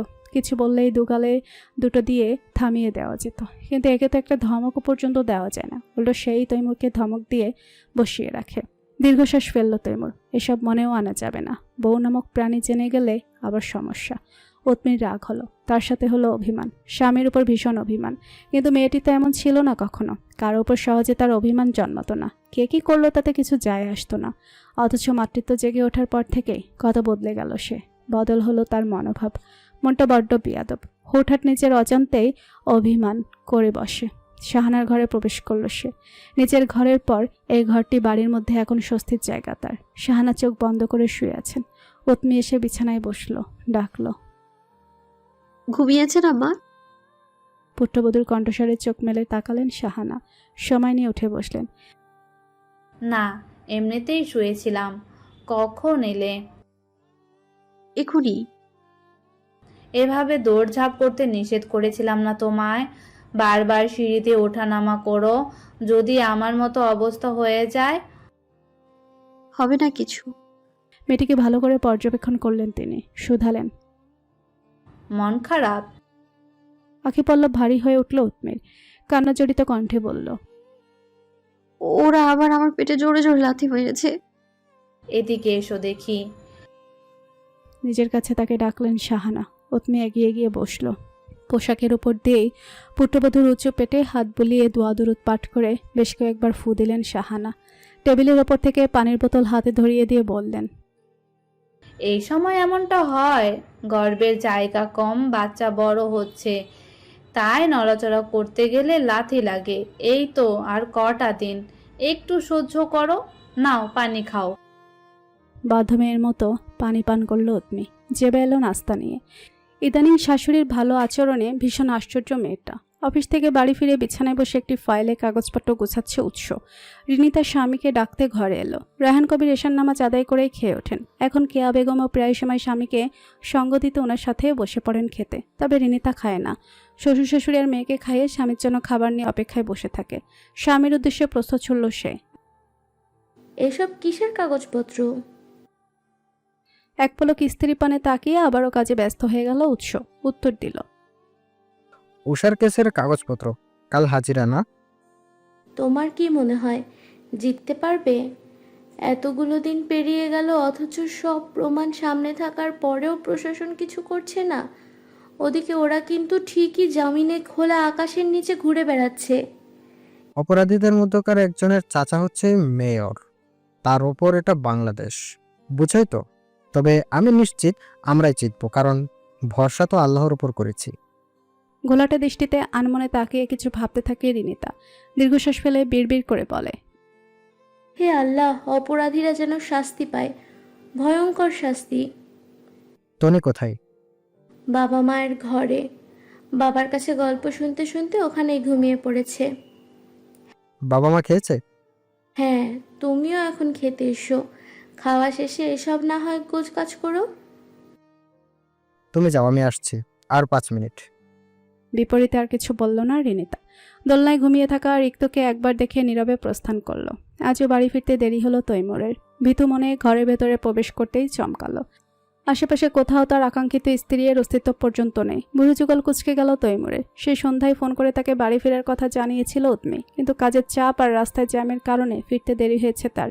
কপালে যে দুর্ভোগ লেখা আছে তা তৈমুর ভালো করেই জানে, কিন্তু সেই দুর্ভোগ ঘটানোর মানুষটি কোথায় সেটাই তো বুঝতে পারছে না। খোঁজাখুঁজি বাদ দিয়ে সময় নিয়ে ফ্রেশ হয়ে নিল তৈমুর। ট্রাউজারের পকেটে হাত গুজে নিচে নেমে উকি দিল রন্ধনশালায়। মালতী ফুফু তাকে দেখে বললেন। ভাত বাড়ছি, খাইয়া লও তাড়াতাড়ি। ফুপু ও তুমি কোথায়? ঘরে মনে হয়। আমি তো ঘর থেকে এলাম, নেই ওখানে। তাইলে তোমার আম্মার ঘরে। সারাদিন তো এখন ওই ঘরেই পইরা থাকে। বিপরীতে কথা না বাড়িয়ে খেতে বসলো তৈমুর। ভীষণ খিদে পেয়েছে তার। শেষ সেই দুপুরে খেয়েছিল, তারপর বিভিন্ন ব্যস্ততায় পেটে আর কিছু পড়েনি। সেই সন্ধ্যা থেকে শাশুড়ির ঘরে অবস্থান করতে করতে তার পাশে শুয়েই ঘুমে ঢলে পড়েছে উৎমি। শাহানা আলগোছে তার মাথায় হাত বোলাচ্ছেন। সবে খাওয়া শেষ করে মায়ের কক্ষের সামনে এসে দাঁড়িয়ে দৃশ্যটি দেখেই তৈমুরের সারা দেহ বিস্ময়ে ছাপিয়ে গেল। চোখ থেকে চশমা খুলে পরনের টি শার্ট দিয়ে তা মুছে পুনরায় চোখে লাগিয়ে তাকালো সামনে। নো, ভুল কিছু সে দেখছে না। এটা কি তার নিজের মা? হ্যাঁ হ্যাঁ, নিজেরই তো। কিন্তু উৎমির সাথে এত ভাব হলো কবে? কয়েক মাস আগেও তো কেউ কাউকে দু চোখে সহ্য করতে পারতো না। দুজনের মাঝখানে পিষ্ট হতেও ছিল তাকে, অথচ এখন কিনা। প্রশ্নবদ্ধ দৃষ্টিতে ধীর পায়ে ভেতরে প্রবেশ করলো তৈমুর। আজ আর অনুমতি নেওয়ার মতো শিষ্টাচার দেখানোর কথা মাথায় এলো না। জিভ দিয়ে ঠোঁট ভিজিয়ে ডেকে উঠল। আম্মা। ছেলেটাকে সম্মুখে ফিরে তাকালেন শাহানা। মৃদু হেসে বললেন, কখন এলি? খেয়েছিস? হ্যাঁ, খেয়ে এখানে আসলাম। উনি কি ঘুমিয়ে পড়েছেন? শুয়ে শুয়ে মোবাইল ঘাঁটছি। কখন যে ঘুমিয়ে পড়লো। প্রশ্ন করতে গিয়েও প্রশ্নটা করলো না তৈমুর। মায়ের সঙ্গে স্ত্রীর সম্পর্ক ভালো হলে তারই লাভ, বাড়ির অশান্তি কমবে, আর সবচেয়ে বেশি শান্তি পাবে তৈমুর। বলল, রাত অনেক হয়েছে, জাগিয়ে তুন ওনাকে, ঘরে নিয়েছে। ঘুমের মানুষকে জাগিয়ে দিব? এখানে এই থাকুক আজ। তৎক্ষণাৎ বিপরীতে কিছু বলতে পারল না তৈমুর। তবে ভেতরে ভেতরে তার চিৎকার করে বলতে ইচ্ছে করছে, বউ ছাড়া ওই একা ঘরে আমার পক্ষে থাকা সম্ভব নয় আম্মা। দয়া করে আমার বউ আমাকে দিয়ে দিন। কিন্তু মায়ের সামনে ছেলের এমন মনোভাব প্রকাশ পেলে নির্ঘাত শাহানা তাকে বড় ভাইয়ের মতো বউ পাগলা উপাধি দিয়ে দিবেন, যে উপাধি তৈমুরের মতো শান্তশিষ্ট মহাপুরুষের সঙ্গে বেমানান। কিন্তু ঘুমান্ত বউকে কোলে করে যে ঘরে নিয়ে যাবে, তাও তো তার পক্ষে সম্ভব নয়। মেয়েটির ওজন অনেক বেড়েছে, তাই তৈমুর নিজের বুদ্ধি খাটালো। এখন কি শান্তশিষ্ট মনে হলেও এই কিন্তু শান্তশিষ্ট নয় আম্মা। রাত বেরোতে বাচ্চা লাথি মারলে কান্নাকাটি করে, হাত পা ছোড়াছড়ি করে, আরও কত বদভ্যাস যে আছে। আপনারই ঘুমে ব্যাঘাত করবে, তাই জাগিয়ে দিন, আমি নিয়েছি। এ সময় কত কি হয় বলছেনই তো। ছেলের কথা ফেলে দিলেন না শাহানা, বললেন, আচ্ছা নিয়ে যা, তবে খেয়াল রাখিস বইয়ের। তৈমুর উপরনোচ মাথা নাড়িয়ে জাগিয়ে তুলল উৎমিকে। তারপর অনেক কষ্টে নিয়ে এলো ঘরে। রাত 12টা চুই চুই। চোখ থেকে সব ঘুম মিলিয়ে গেল উৎমির। বিছানায় অর্ধশ্বাসে তৈমুর দরজা আটকে সুইচ বোর্ডে হাত রাখতেই বাধা দিয়ে বলল, আলো নেভাবেন না? হাত গুটিয়ে পিছু ফিরল তৈমুর, শুধালো, কেন? এমনি। আলো না নিভিয়ে ঘুমাবো কিভাবে? জানি না। তাকে আর না ঘাটিয়ে আলো না নিভিয়ে বিছানায় এসে বালিশ ঠিক করে বসলো তৈমুর। কোমল স্বরে জিজ্ঞেস করল, রেগে আছেন? না। রাস্তা অনেক জ্যাম ছিল, তাই ফিরতে দেরি হয়ে গেছে, সরি। প্রত্যুত্তর করল না উৎমি। তার এই নীরবতায় তৈমুর বুঝে গেল স্ত্রী তার উপর অভিমান করেছে। তাই সেই অভিমান ভাঙতে এক হাতে জড়িয়ে ধরে ফটাফট স্ত্রীর গালে দুটো চুমু দিল সে। কিন্তু উৎমি আজ আর চমকালো না, বরং ভুরুকুচকে লোকটির দিকে এক পলক তাকিয়ে দৃষ্টি সরিয়ে নিল। তৈমুর বলল, একটা কথা বলুন তো, আমার সাথে কবে কবে আপনার এত ভাব হলো? এই তো কয়েকদিন আগে দুজন দুজনকে দেখতে পারতেন না, গৃহযুদ্ধ লেগেই থাকতো, বাড়িতে এলেই নালিশ আর নালিশ। তাহলে হঠাৎ এত মিল? আপনার মা মানুষটা খারাপ নন, সব নষ্টের মূল হচ্ছে আপনার বড় বোন। এতকাল ভাই বউদের নামে আমার কান ভারী করে মন বিষিয়ে দিয়েছিল। মায়েরা নিজেদের মেয়েকে বিশ্বাস করবে, এটাই তো নর্মাল। এখন বাড়িতে আপনার বোনেরও আশা কমে গিয়েছে, তাই তার উপর প্রেগনেন্ট আমি। এই অবস্থায় ওনার সেবা যত্ন করছি, কলেজে ছুটি পেয়ে সারাদিন বাড়িতে থাকি, তাই সম্পর্কে উন্নতি হয়েছে। যাক, শান্তি অবশেষে। এবার শুয়ে পড়ুন, খুব ঘুম পাচ্ছে। কথা ছিল আমার। বলুন। শোয়ার প্রস্তুতি নিচ্ছে তৈমুর। উৎমি তার অমনোযোগ্য ভাব দেখে দাঁতে দাঁত চেপে ধমকের সুরে বলল, বলেছি না কিছু বলার আগে বলার আছে আমার। ভরকে গেল তৈমুর। মেয়েটা তাকে ধমক দিচ্ছে, মারাত্মক ব্যাপার। মিনমিনে স্বরে বলল, শুনছি তো। মনোযোগ দিয়ে শুনুন। আচ্ছা। সন্তর্পণে দীর্ঘশ্বাস ফেলল উৎমি। গম্ভীর কণ্ঠে বলল, এসব আপনি আজ্ঞা করে আমায় আর ডাকবেন না। হ্যাঁ। বোকা বনে গেল তৈমুর। আপনার কি মনে হচ্ছে না আমাদের সম্পর্কটা কেমন এক গুরুজন গুরুজন ভাইবে আটকে আছে? কদিন পর বাচ্চা হবে আমাদের। সে যখন দেখবে তার বাবা তার মাকে আপনি আজ্ঞা করছে, তখন কি প্রভাব পড়বে তার উপর? কি ভাববে সে? মনে করবে তার বাবা মায়ের সম্পর্কে সমস্যা আছে। কিন্তু আমাদের সম্পর্কে তো কোনো সমস্যা নেই। তাহলে নিজের বউকে আপনি আপনি সম্বোধন কেন করেন? এমন সম্মানের প্রয়োজন নেই আমার।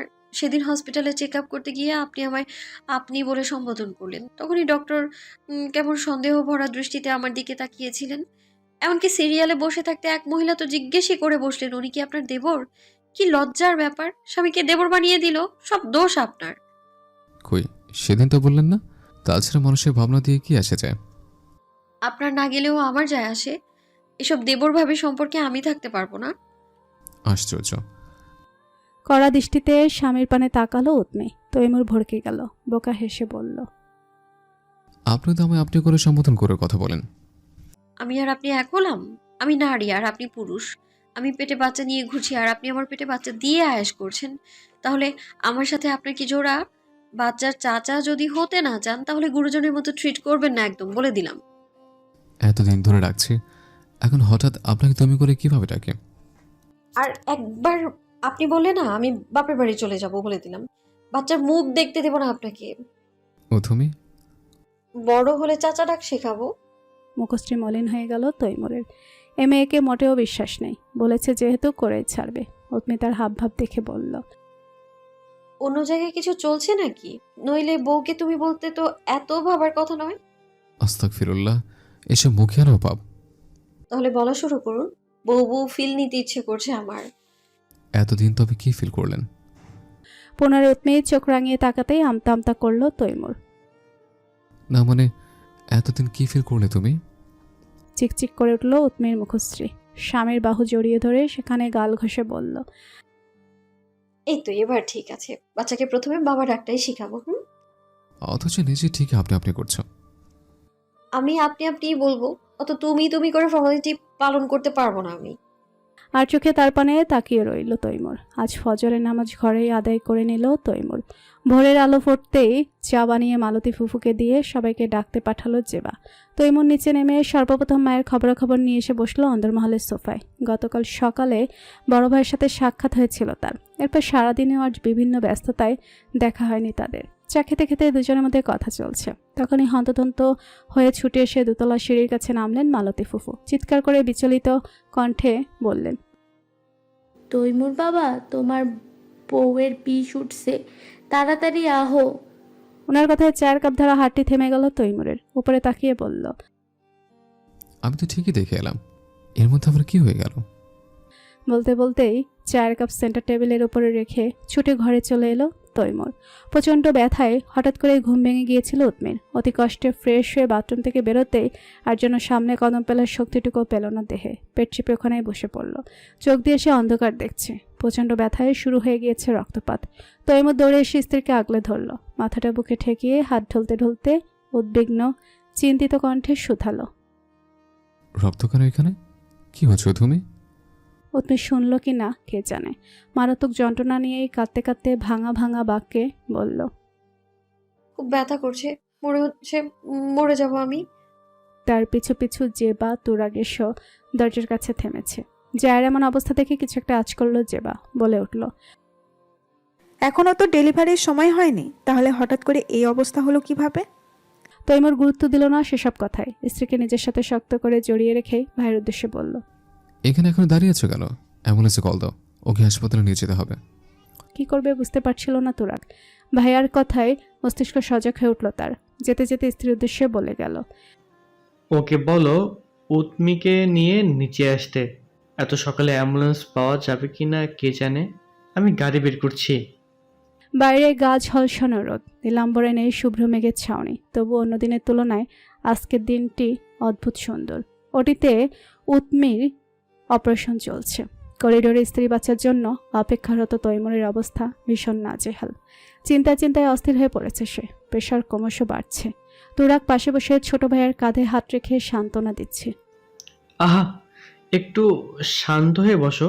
এমন করছিস যেন অপারেশন তোর বউয়ের নয়, তোর বরং তোর সঙ্গে হচ্ছে।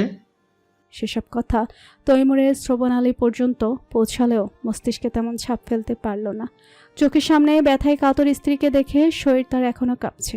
হন্তদন্ত হয়ে সকালেই পাশের একটা হাসপাতালে নিয়ে আসার পর সেই যে তাকে অপারেশন থিয়েটারে নিয়ে যাওয়া হলো, তুরাকের মাধ্যমে আনানো হলো রক্ত। এরপর থেকে আর কোনো খবর নেই। মিনিট 10 বাদে ভেতর থেকে ভেসে এলো বাচ্চাদের গগনবিদারী চিৎকারের শব্দ। একজন নার্স বেরিয়ে এসে আনন্দিত কণ্ঠে বলে উঠলেন, অভিনন্দন, যমজ সন্তান হয়েছে। এমন একটি সুসংবাদে উপস্থিত সকলে চমকে গেল। রায়হান কবির, কেয়া বেগম থেকে শুরু করে উৎস, তুরাগ, জেবা সবাই হাসপাতালে পৌঁছে স্বামীর মোবাইল থেকে জেবা নিজেই খবরটা উৎসকে দিয়েছিল। সেই খবর রায়হান কবির পর্যন্ত পৌঁছাতে স্ত্রী আর ছেলেকে বগল দাবা করে এখানে হাজির হয়েছেন তিনি। তৈমুর বসা থেকে উঠে দাঁড়ালো। অন্তরাত্মা যেন কেঁপে উঠল তার। সারা দেহ বরফের মতো জমে গিয়েছে। খড়খড়ে অষ্টধায় জিভদায় বিছিয়ে উচ্ছ্বসিত কণ্ঠে বলে উঠল, বাচ্চা? আমার যমজ বাচ্চা? নার্স মুস্কি হেসে প্রত্যুত্তর করলেন। হ্যাঁ। জেবা প্রস্তাব ছুড়ল, ছেলে নাকি মেয়ে? একটা ছেলে আর একটা মেয়ে। আগে আল্ট্রাসোনোগ্রাম করেননি? দুদিকে মাথা নাড়িয়ে নাসূচক উত্তর দিল তৈমুর। প্রেগনেন্সির শুরুতে যখন ভ্রূণ অনেক ছোট ছিল তখন একবার করলেও পরবর্তীতে উৎমি আর কিছুতে এসবে রাজি হয়নি, এমনকি তৈমুর বলার পরেও না। আগেই যদি জেনে যায় বাচ্চা ছেলে হবে নাকি মেয়ে, তাহলে আনন্দ থাকলো কোথায়? তৈমুর বিচলিত হয়ে এবার জিজ্ঞেস করলো, ও তুমি আমার ওয়াইফ, ও কেমন আছে? প্রচুর ব্লিডিং হয়েছে ওনার, জ্ঞান এখনো ফিরেনি। দুটো বাচ্চা হয়েছে, বুঝেনি তো। আল্লাহকে ডাকুন। মুহূর্তেই তৈমুরের মুখশ্রীর সকল আনন্দ বিলীন হয়ে তাতে ঠাঁই পেল মলিনতা। এমন একটি সময়ে এসে সে খুব গভীরভাবে উপলব্ধি করতে পারল উৎমি নামক নারীতে তার জীবনে ঠিক কতটুকু জায়গা দখল করে রয়েছে। কিছু সময় বাদে যখন শুভ্র কাপড়ে মুড়িয়ে ফুলের মতো নিষ্পাপ বাচ্চা দুটোকে বাইরে নিয়ে আসা হলো, তখন সকলেই ব্যস্ত হয়ে গেল তাদের নিয়ে। শুধু ব্যস্ত হতে পারল না তৈমুর এবং রায়হান কবির। দুজনেই বুকের ভেতর অসহ্য যন্ত্রণা নিয়ে জ্ঞানহারা মেয়েটির চিন্তায় মশগুল। আহা, উৎমি যদি একবার এই দৃশ্যটি নিজ চোখে দেখতে পেত, তাহলে হয়তো নিজেকে পৃথিবীর সবচেয়ে গুরুত্বপূর্ণ একজন নারী মনে হতো তার, যার চিন্তায় বাইরে বসে অস্থির হয়ে আছে এক পিতা এবং স্বামী। তুরাক উচ্ছ্বসিত কণ্ঠে বলে উঠল, তুই তো কেল্লাফতে করে দিয়েছিস ভাই আমার। দুটো বাচ্চা, তাও আবার ছেলে মেয়ে একসাথে। আমার তো বিশ্বাসই হচ্ছে না। এখনো এখানে বসে আছিস কেন? বাচ্চাদের দেখে যা, কোলে নে। অন্য কোনো সময় হলে হয়তো নাজুক তৈমুর লজ্জা পেত, কিন্তু এখন সেসব তার সাথে বেমানান। মাথায় স্ত্রীর চিন্তা নিয়ে এগিয়ে এসে দাঁড়ালো বাচ্চাদের কাছে। মেয়ে বাচ্চাটি জেবার কোলে আর ছেলে বাচ্চাটি কিয়া বেগমের কোলে। দৃষ্টিতে মায়া নিয়ে তাদের পানে তাকাতেই ভেতরে পিতৃসত্তা জেগে উঠল তৈমুরের। একে একে দুজনকেই কোলে নিয়ে চুমু দিল কপালে। একেবারে মায়ের মতো গায়ের রং নিয়ে জন্মেছে তারা। তৈমুর তপ্তশ্বাস ফেলল। শুরু থেকেই সে চেয়েছিল চেহারা যেমন তেমন হোক, কিন্তু গায়ের রং যেন তার মায়ের মতোই পায়। সৃষ্টিকর্তা তার দোয়া কবুল করেছেন। আরও ঘণ্টাখানেক অপেক্ষার পর উৎমির জ্ঞান ফেরার খবর জানান দিয়ে গেলেন আরেকজন নার্স। সেই খবর শুনে বসা থেকে উঠে দাঁড়ালো তৈমুর, কিন্তু তার পথে বাদ সাধলেন রায়হান কবির। মেয়ের চিন্তায় বোধ হয়ে জামাতার দিকে খেয়াল করার কথা মনে রইল না ওনার। উদ্বিগ্ন হয়ে বলে উঠলেন, জ্ঞান ফিরেছে, আমার মেয়ের জ্ঞান ফিরেছে, আমি দেখা করবো ওর সাথে। দীর্ঘশ্বাস ফেলে পূর্বের ন্যায় বসে পড়ল তৈমুর। এখন গিয়ে কি আর শ্বশুরকে বাধা দিয়ে আগে আমি আমার স্ত্রীর সঙ্গে দেখা করব বলা যায়? কি মনে করবেন ভদ্রলোক? মনে হচ্ছে আবার যেন ছোটোখাটো একটা স্ট্রোক করে বসবে সে। রায়হান কবির আর এক মুহূর্ত দেরি না করে ছুটলেন ভেতরে। কেয়া বেগম সেই কখন থেকেই জামাতাকে লক্ষ্য করছেন। প্রথমে ভেবেছিলেন হয়তো সন্তানদের জন্য বেচারা চিন্তায় চিন্তায় অস্থির হয়ে পড়েছে, প্রথমবারের মতো বাবা হচ্ছে বলে কথা। কিন্তু কিছুক্ষণের মধ্যে ওনার ধারণা বদলে গেল। শুধু বাচ্চা নয়, বরং তাদের পাশাপাশি এতক্ষণ ধরে উৎমির চিন্তাতেই তার এই অবস্থা। তাই ছেলেটার জন্য ভীষণ মায়া হলো ওনার। নড়াচড়ার মতো দেহে কোনো শক্তি পাচ্ছে না উৎমি। হাতে আর স্যালাইন ঝুলছে। রক্তের বোতল খালি হয়েছে মিনিট 2 আগে, যার কারণে তা খুলে দেওয়া হয়েছে। পেটের দিকটাও অবশ লাগছে। মাথায় অনুভূত হচ্ছে চিনচিনে ব্যথা। জ্ঞান ফিরতে আশেপাশে মানুষ বলতে নার্স আর ডাক্তার ছাড়া কাউকেই দেখেনি সে। রায়হান কবির হন্তদন্ত পায়ে ভেতরে ছুটে এসে একটি চেয়ারে বসলেন। মেয়ের মাথায় পরম মমতায় হাত রেখে কোমল স্বরে বললেন, মা আমার। বাবাকে দেখে ভীষণ মুখে হাসি ফুটে উঠল উৎমির। অস্পষ্ট শব্দে ডাকল, বাবা। এখন কেমন লাগছে মা? আলহামদুলিল্লাহ। আশানুরূপ উত্তরে রায়হান কবির মোটেও সন্তুষ্ট হতে পারলেন না। মেয়ের কণ্ঠস্বর শুনেই তিনি বুঝে গেলেন মেয়ে ওনার ভালো নেই। এমন সময় ভালো থাকার সম্ভাবনায় বাচ্চা জন্ম দেওয়া তো আর কম কষ্টের কাজ নয়। সেখানে নিজের কোলে করে বড় করা আদরের সেই ছোট্ট মেয়েটি কত বড়ই না হয়ে গেল। মাসের পর মাস বেদনা সহ্য করে দুটো যমজ সন্তানের জননী হয়ে উঠল। সেই বিষয়টি ভাবতেই চোখ জোড়া ভিজে উঠেছে রায়হান কবিরের।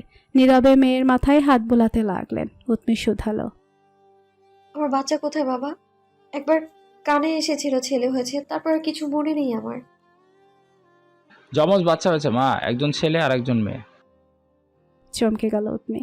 কয়েক সেকেন্ড হা করে তাকিয়ে রইল পিতা পানে। বিস্ময় নিয়ে বলল, সত্যি বাবা? হ্যাঁ মা। আর তোমাদের জামাই উনি কোথায়? বাইরে আছে হয়তো। মন খারাপ হলো উৎমির। লোকটা কি জানে না যে তার জ্ঞান ফিরেছে? নইলে এখন এলো না কেন ভেতরে? নাকি বাচ্চাদের কাছেই ব্যস্ত? কেয়া বেগম তখনই ভেতরে প্রবেশ করলেন। স্বামীর উদ্দেশ্যে চাপা এবং কড়া গলায় বললেন, তোমার কি কোনো কাণ্ডজ্ঞান বলে কিছু নেই? সকাল থেকে ওর চিন্তায় জামাই বাইরে অপেক্ষা করছে। তুমি এভাবে এখন বসে থাকলেও এসে দেখা করবে কিভাবে? তো আমি আমার মেয়েকে দেখবো না? আমার চিন্তা হয় না? ওকে আসতে বলো। রায়হান কবির অবুজের মতো বলে বসলেন কথাটি। স্বামীর আচরণে রেগে গেলেন কিয়া। চল শক্ত করে বললেন, দেখা শেষ, এবার চলো, পরে না হয় আবার এসে দেখা করবে। বাধ্য হয়ে বসে থেকে উঠে দাঁড়ালেন রায়হান কবির। মেয়ের দিকে এক পলক তাকিয়ে বিদায় নিয়ে চলে এলেন বাইরে। ওনাকে বেরোতে দেখে আর বসে না থেকে ভেতরে প্রবেশ করলো তৈমুর। জাগ্রত স্ত্রীকে দেখে যেন প্রাণ ফিরে পেল দেহে। জোরে জোরে কয়েকটা নিঃশ্বাস ফেলে উত্তেজনা কমানোর প্রচেষ্টা চালিয়ে বসে পড়ল চেয়ারে। উৎমি স্বামীর দিকে গভীর দৃষ্টিতে তাকালো। পরনে বাসায় পরা নর্মাল ট্রাউজার আর মেরুন রঙের টি শার্ট। ঘামের কারণে যা দেহের সাথে একেবারে মিশে গিয়েছে। চুলগুলো উস্কো খুস্কো। অনেকক্ষণ ধরে যেন চিরুনির ছোঁয়া পায়নি। চোখের চশমাটাও ঘোলাটে। তৈমুরের অশান্ত চোখের মনেই ঘুরে ফিরে স্ত্রীকে দেখতে ব্যস্ত। এক পর্যায়ে মুখশ্রী ছেড়ে তার স্ত্রী হলো নীল কাপড়ে ঢাকা পেটের উপর। ইচ্ছে করলো সেখানটা ছুঁয়ে দিতে, কিন্তু মস্তিষ্ক জানান দিল অন্য কিছু। মন খারাপ নিয়ে নম্র কণ্ঠে বলল, এতটুকু একটা পেটে দুটো বাচ্চা? খুব কষ্ট হয়েছে, তাই না তুমি? উৎমি অবাক নয়নে ভদ্রলোকের মুখপানে তাকিয়ে আছে। তৈমুর নিজে নিজেই বলল, খুব ব্যথা করছে? বুঝতে পারছি না, জায়গাটা অবশ লাগছে। ভীষণ মায়া হলো তৈমুরের। ভাবতেই কেমন লাগছে তার। এতগুলো দিন কিভাবে এই যন্ত্রণা সহ্য করলো মেয়েটা। উৎমি প্রস্তুত ছুড়ল। কয়টা বাজে এখন? নিজের হাতে তাকালো তৈমুর, কিন্তু হাতঘড়িটি মিসিং। পকেটে মোবাইলেরও কোনো অস্তিত্ব নেই। সকালে হঠাৎ এমন ঘটনায় আধ খাওয়া চা ফেলেই তো স্ত্রীর কাছে ছুটে গিয়েছিল সে। তারপর আলমারি থেকে শুধু ক্যাশ টাকাগুলো পকেটে ভরে মেয়েটাকে একাই কোলে করে নিচে নেমে গাড়িতে উঠে হাসপাতালে পৌঁছালো। তাই সেসব বাড়িতেই পড়ে রয়েছে। ওই বিপদের সময় এত কিছু মাথায় থাকে নাকি? তবুও তাকে নিজ পর্যন্ত নিয়ে আসার শক্তিটুকু যে ঠিক কোথায় পেল তৈমুর তাই অজানা। উত্তরে বলল, ভারী সন্ধ্যা নেমেছে। তাদের কথার মধ্যেই দুজন নার্স বাচ্চা কোলে নিয়ে ভেতরে এলেন। উৎমিকে একপাশে সরিয়ে দিয়ে বাচ্চা দুটোকে পাশাপাশি শোয়ালেন। উৎমি জিজ্ঞেস করল, ওদের মধ্যে বড় কে? ছেলে 5 মিনিটের বড় আর মেয়ে ছোট। প্রত্যুত্তর করে চলে গেলেন ওনারা। উৎমি বাচ্চাদের ঘুমান্ত মুখশ্রীতে দৃষ্টি স্থির করে স্বামীর উদ্দেশ্যে প্রস্তাব ছুড়ল। তা তৈমুর সাহেব বাবা হয়ে কেমন অনুভূতি হচ্ছে? প্রশ্নটির বিপরীতে কয়েক সেকেন্ড সময় নিয়ে মুস্কি হাসল তৈমুর। বাচ্চাদের দিকে এক দৃষ্টিতে তাকিয়ে কোমল স্বরে উত্তর দিল, আমি তো 8.5 মাস ধরে শুধু জেনে এসেছে আমি বাবা হব, ছোট্ট একটা বাচ্চাকে কোলে নিয়ে আদর করব।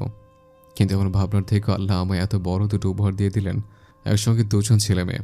ঠিক কী অনুভূতি যে ভেতরে কাজ করছে আমি সঠিক বুঝতে পারছি না। নিঃশব্দে হাসল উৎমি। খোঁচা মেরে বলল, আপনি খুবই ধুরন্ধর লোক তৈমুর সাহেব। আপনাকে আমি কত ভালো হাবাগোবা মানুষ ভেবেছিলাম, অথচ আপনি আমার ছোট্ট পেটে দুটো বাচ্চা দিয়ে দিলেন। ছি! এমন এক অবস্থায় থেকেও মেয়েটি তাকে বিদ্রুপ করা ছাড়ল না। শব্দ করে হেসে উঠল তৈমুর। এগিয়ে গিয়ে স্ত্রী কপালে আর ঠোঁটে নিজের ঠোঁট শুয়ে ফিসফিস করে বলল, আমি দিয়ে দিলাম আর আপনি নিয়ে নিলেন, খুব বাধ্য মেয়ে তো। লজ্জা পেয়ে মিয়ে গেল উৎমি। গাল দুটোতে লাল আভা ফুটে উঠল যেন। তার লজ্জাটাকে আরো বাড়িয়ে দিতে তৈমুর আচমকায় বলে উঠল, আপনাকে অনেক সুন্দর লাগছে তুমি। বিভ্রান্ত দৃষ্টিতে স্বামীর পানে তাকালো উৎমি। আমতা আমতা করে বলল, সুন্দর লাগছে? সিরিয়াসলি এমন অবস্থায় সুন্দর লাগছে? হ্যাঁ সত্যি বলছে। মাথা ঠিক আছে? হুম, একদম। এই তো গত বছর এক বৃষ্টি মুখর দিনে সিঙ্গেল তকমা গুছিয়ে আপনাকে বউ করে বাড়িতে নিয়ে এলাম, আর এই বছরে আপনি আমায় 4 জন বানিয়ে দিলেন। মুস্কি হাসল ওতনে, কৃত্রিম রাগ দেখিয়ে বলল, আবার আপনি আপনি সম্বোধন করছেন? পুরনো অভ্যাস, ঠিক করতে একটু সময় তো লাগবে। তা বাচ্চাদের নাম কি রাখলেন শুনি? আমি নামটাম রাখার ব্যাপারে অজ্ঞ। ফটাফট সুন্দর সুন্দর দুটো নাম রেখে ফেলুন তো। মেয়ের নাম উম্মে ইসরা হাসান তাইয়েবা, ছেলের নাম ওমায়ের হাসান ইমাদ। ছেলে হবে নাকি মেয়ে হবে তখন তো আর তা জানতাম না, তাই আগেই নাম দুটো ভেবে রেখেছিলাম। এখন তো দেখছি দুটোই কাজ লেগে গেল। তা পছন্দ হয়েছে? তৃপ্ত হলো ওতনে, জল জলে চাহনিতে প্রত্যুত্তর করলো। হয়েছে। নামগুলো সুন্দর কিন্তু ম্যাচিং ম্যাচিং। তাদের কথার মধ্যে বাকিরা এসেও প্রবেশ করলো ভেতরে। বাচ্চাদের ঘুম ততক্ষণে ভেঙে গিয়েছে, তবে আশ্চর্যের ব্যাপার তারা কাঁদছে না। ফ্যাল করে তাকিয়ে বাবা মাকে দেখছে। কি নিষ্পাপ তাদের মুখশ্রী, কি নিষ্পাপ তাদের চাহনি। হাসপাতাল থেকে বড় পুত্রবধূর ফোন কলের মাধ্যমে আসা সুসংবাদটি শ্রবণাতীত হতেই উত্তেজনা ভর করেছে শাহানার মনে। এই প্রথম বংশের যমজ বাচ্চা হয়েছে, তাও আবার ছেলে মেয়ে একসাথে। খবরটা পাওয়ার পর থেকে আনন্দ যেন আর ধরছে না ওনার। তবে ঘরে বসে খুব কষ্টও পাচ্ছেন শাহানা। এমন একটা সময় ঘরে পঙ্গু হয়ে বসে থাকতে হচ্ছে ওনাকে। চেয়েও পারছেন না নাতি নাতনিদের গিয়ে কোলে নিয়ে আদর করতে। কবে হাসপাতাল থেকে তারা ফিরবে আর তিনি দু চোখ ভরে দেখবেন। হঠাৎ করে ঘরে আগমন ঘটল তিথিয়ার। কন্যাকে দেখে বেশ অবাক হলেন শাহানা। অস্ফুট স্বরে বললেন, তুই? হাস্যোজ্জ্বল মুখে বিছানায় এসে বসলো তিথিয়া। প্রত্যুত্তর করল, হ্যাঁ শুনেছি তৈমুরের যমজ বাচ্চা হয়েছে, তাই সোজা হাসপাতালে গিয়ে বাচ্চা দেখে তারপর এখানে চলে এলাম। কেমন দেখতে হয়েছে রে? দাদার মতো? আমাদের জোহান তো একেবারে দাদার সব পেয়েছে। না, আপনারা আপনার পুত্রবধূর গায়ের রং পেয়েছে, তবে নাকমুখ অবিকল তৈমুরের মতো। এতদিন পর আমার মনে হচ্ছে তৈমুর একেবারে ঠিক একটা মেয়েকে বিয়ে করে এনেছে। মেয়েটার সঙ্গে করে বাড়িতে বরকত নিয়ে এসেছে। বুক ফুলিয়ে কথাটা বললেন শাহানা। তিথিয়া প্রত্যুত্তর করল না। আগের থেকে অনেকটা বদলেছে সে। পুরনো সেই হিংসাত্মক মনোভাবটাও কমেছে। তাই তো এই মুহূর্তে মায়ের মুখে অন্যের প্রশংসা শুনেও রাগ দেখালো না সে। শাহানা জিজ্ঞেস করলেন, একলা এলি কেন? ওরই মিলিকে সাথে করে নিয়ে আসতে পারতি। বলেছিলাম না মেয়ে মানুষদের একা ছেড়ে দিতে নেই। মুখ মলিন হয়ে গেল তিথিয়ার। বলল, ওদের বাবা এসেছে মেয়েদের সাথে দেখা করতে, তাই আমি এখানে চলে এসেছি। তৈমুরা বাড়ি না ফেরা পর্যন্ত কয়েকদিন এখানেই থাকবো। হাস্যোজ্জ্বল মুখখানায় বিরক্তি ফুটে উঠল শাহানার। বললেন, দেখা করতে চাইলো আর তুইও দেখা করতে দিয়ে দিলি? তাছাড়া মেয়েরা বাপকে দেখলেই গলে পড়বে। বাদ দেন আম্মা, বেচারা খুব চাপে আছে। শুনলাম দ্বিতীয় পক্ষের ছোট ছেলেটা বাড়িতে ঢুকতে দেয় না, নিষেধ করে দিয়েছে। বড় ছেলেটাই টিউশন পার্ট টাইম জব করে সংসার চালায়। বউ খুব অসুস্থ, তার অপকর্মের কথা শুনে মেয়েটার সংসারেও অশান্তি। আর এদিকে ওরিও খুব রেগে আছে। বাবার মুখ দর্শন সে করতে চায় না, কিন্তু আমিই বলেছি ভালো ব্যবহার করতে। আমার সাথে যাই করুক, সন্তানদের তো খুব ভালোবাসে। শাহানা নীরব হয়ে গেলেন। মেয়েটা ওনার সবার ক্ষেত্রে কঠোর হলো, এখানে এসে খুব দুর্বল। তুরাগ এতবার মামলা দিতে চাওয়ার পরে কিছুতেই রাজি হলো না। এই বয়সে থানা পুলিশ সে চায় না। এসব করলে নাকি মেয়েদের ভবিষ্যৎ প্রভাব পড়বে। বাবা জেল খাটা আসামি শুনলে হয়তো বিয়েই হবে না। মাঝখানে স্থান মঈনুদ্দিন দুবার এসেছিল। ওরাই শামীমকে ভয় দেখিয়ে রেস্তোরাঁ দুটো লিখিয়ে নিয়েছে তিথিয়ার নামে। এসব কিছু তো আর তার নয়, এসব তিথিয়ার বাবার দেওয়া। বিনিময়ে কথা ছিল তিথিয়াকে কখনো সে কষ্ট দিতে পারবে না, কিন্তু সে কথা তো শামীম রাখেনি। এতকাল স্ত্রীকে সে ঠকিয়েছে, খুব বাজেভাবে ঠকিয়েছে। বিয়ে নামক পবিত্র বন্ধনকে লুকিয়ে রেখে তা নিয়ে খেলা করেছে, যে অন্যায়, মারাত্মক অন্যায়। সেসবের জন্য রবের কাছে নালিশ জানিয়ে রেখেছে তিথিয়া। দুনিয়ার বিচার যেমন তেমন, কিন্তু রবের বিচার যে খুবই ভয়ানক। যেই বিচারের কাছে সকল বিচার তুচ্ছ। মিনমিনে স্বরে বলল, ওর এর জন্য ভালো একটা সম্বন্ধ এসেছে আম্মা। ছেলে সরকারি চাকরি করে, এমনকি ওরা বলেছে বিয়ের পরেও লেখাপড়া করাবে। তাই ভাবছি বিয়েটা দিয়েই দেব। ললাটে ভাঁজ পড়ল শাহানার। তৎক্ষণাৎ দ্বিমত পোষণ করে বলে উঠলেন, কোনো প্রয়োজন নেই।